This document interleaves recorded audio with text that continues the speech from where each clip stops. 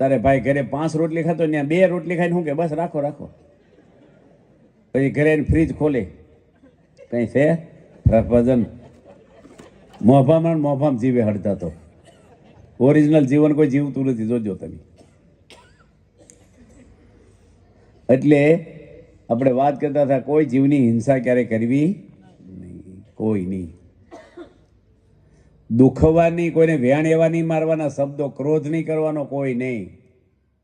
તમારી પત્ની છે આ બાજુ, ભાઈ લાલ શર્ટવાળા ભાઈ મારી બાજુ, તમારી પત્ની છે એ તમારી નથી, યાદ રાખજો. એ ભગવાને મોકલી તમારા ઘરમાં.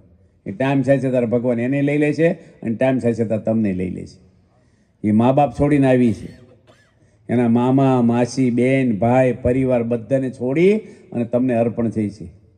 એ ઘરમાં કચરા પોતા કરે છે, વાસણો ઉટકે, તમારા મેલા લુગડા એ ધોવે, તમારી ખાધેલી એઠી ડીશો એ ઉટકે છે, સંડાસ બાથરૂમ ધોવે. એ કામવાળી બાઈ નથી પગારદાર.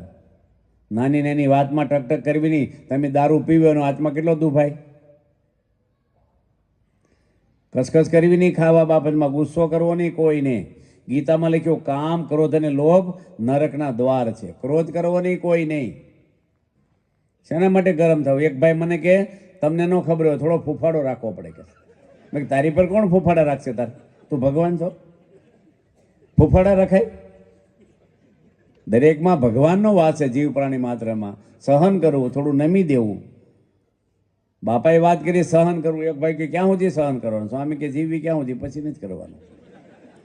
એક હાહારાએ ફોન કર્યો ને જમાઈને, લગ્ન પછી 10 વર્ષ પછી એને જમાઈને ફોન કર્યો કે શું કરો છો?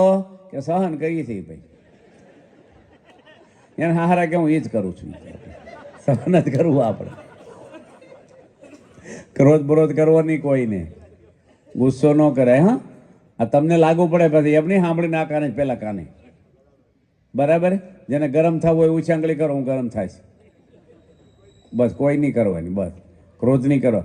બૈરાને નહીં કરવાનો. અમુક બૈરા પાવર વાળા હોય છે, એને પતિને ઘસકાવતા જ હોય છે. જોજો અમુક એ પતિ એવો ભોપા જેવો હોના હાંઠ કરે, પેલી થાકી ગઈ હોય બિચારી. હવે કઈ ધંધો કરે ને બાટલી પીવા ભાઈ પેલી શું કરે બિચારી? રહેતા આવડવું જોઈએ આપણને ઘરમાં, બસ. અને ત્રીજું શું આપ્યું ભાગવતમાં સ્થાન? પહેલું શું આપ્યું? હિંસા. બરાબર છે? એમાં બધું માંસાહાર જીવ પ્રાણી માત્રનો આપણે દ્રોહ ન કરવો, કોઈનો, કોઈ મનુષ્યનો. અમેરિકામાં કાયદો છે, બાળકને ધોલ મારે તો 10 દાડાની જેલ થાય. આજે કાયદો છે એ અમેરિકામાં. ABCD પછી ગોખાવે, પહેલા પોલીસનો ટેલિફોન નંબર ગોખાવે.